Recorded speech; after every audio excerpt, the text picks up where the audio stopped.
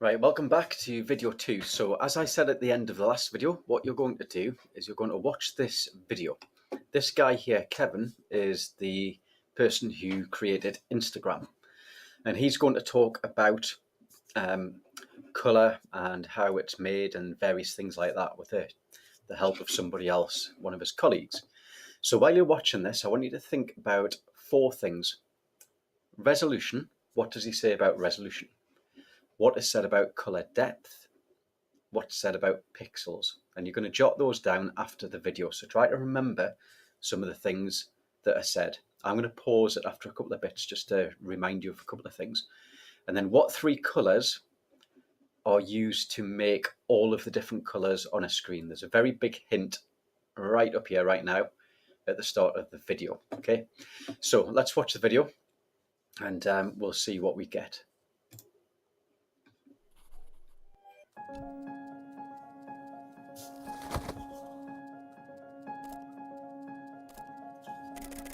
Good.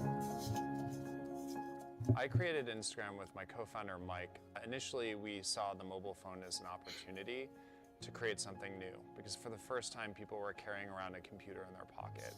And we decided that sharing imagery was probably the biggest opportunity for the next 5 years and one that we held close to our hearts, something we wanted to spend our time on.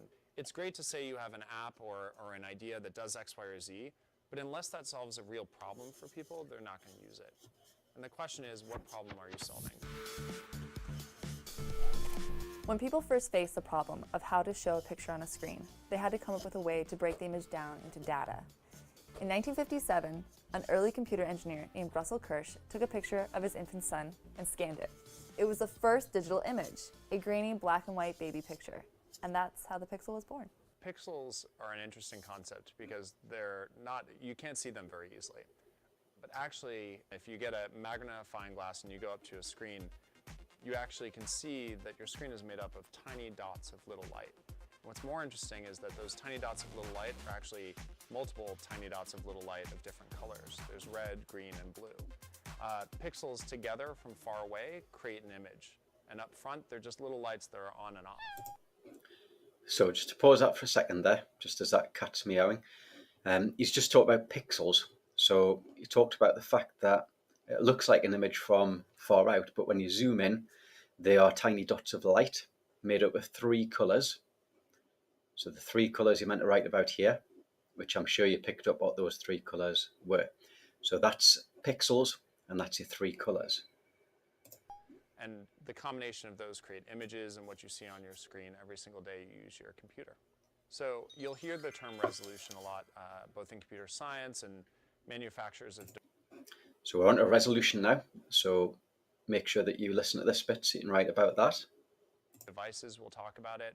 Resolution is basically, it is the dimensions by which you can measure how many pixels are on a screen. So back in the day, when I was a high school student, it was 640 by 480. And today it's a lot bigger. And then there's the question not only of resolution, but also of density. So for instance, on modern smartphones, they fit the same number of little lights called pixels, but in a denser space, and it's what allows you to get sharper images. Now, how do you store those? So resolution, it's how many little dots are on the screen. So the more dots you've got, the sharper your image can be, okay? Values of the pixels in a file. So what you do is you store red, green, and blue values in little triplets effectively with different values that each make up a single pixel. So the values range from 0 to 255. 0 would be very dark, 255 would be very bright. And triplets of these values together compose a single pixel. An image file, whether it's a JPEG, GIF, PNG, etc., contains millions of these RGB triplets. So how does a computer store all that data? All computing and digital data are represented by bits. A bit has 2 states. It's on or it's off. But instead of on or off, computers use ones and zeros. Binary. So an image file is actually just a bunch of ones and zeros. But why do RGB values go from 0 to 255? Turns out that each color channel, RGB, is represented by 8 bits, which together are called a byte. If you know the binary number system, you know that the maximum number 8 bits can represent is 255, which is equal to 8 ones in a row, and the lowest is 0, or 8 zeros in a row. Therefore, 0 to 255 gives us 256 different intensities per color channel. So she didn't say the words colour depth there, but that's what she was talking about, because the more bits you've got, the better the colour depth. Okay, so if you just got one bit, 1, 0 and 1, remember, we can only have 2 different colours.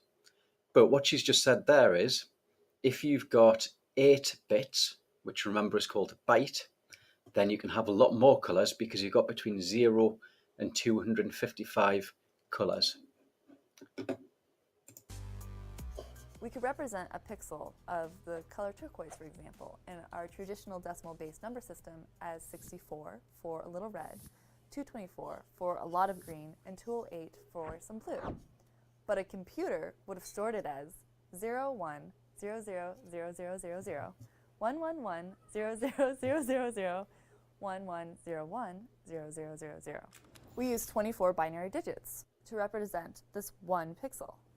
So rather than binary, digital artists often use the hexadecimal system to represent colors. So we can represent the same color turquoise using only 6 hexadecimal digits, so 40, E0, D0, which is a lot shorter. So think back to some of the stuff that we've done in previous lessons. Remember, you've been learning about binary, you've learned about hex. Now, these things, the reason we learned about those things is because you're now understanding how those things are used. So hexadecimal, like you described there, is used to make images easier to understand, because if you store them in binary, like we've just said there, you end up with loads and loads of zeros and ones. But if you convert that into hexadecimal, then it's something that humans can understand a little bit easier, because there's a lot less digits. You've only got 6 digits that you need to know. And a lot of web designers and graphic designers, they just know the hexadecimal number for particular colors that they want to use. They use them that many times that they get to know those codes. So they don't bother choosing the colors from like a palette. They'll just type in the hexadecimal number to get exactly the color that they want. I'm just going to play the rest of the video without interrupting you, and then you can have a go at this task. Say you want to modify the colors of the image. How do you do that? Basically, there are ways of mapping functions where you take the input value of the pixel, so you take an input of a red, green, and a blue value, which represents that color, remember, and then you map it using a function to a new red, green, and blue value. Let's say you wanted to make an image darker, right? One way of doing that is by taking the red, green, and blue values that come in, and let's just say subtracting a fixed constant from each of them. So subtract 50, right? And obviously you can't go below 0, but you just subtract 50 from each of them.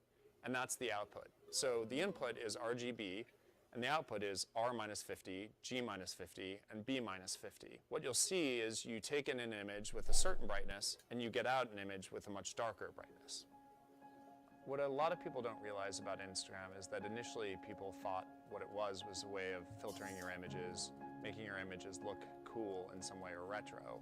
And what it grew into was actually much more important, was a way of people connecting.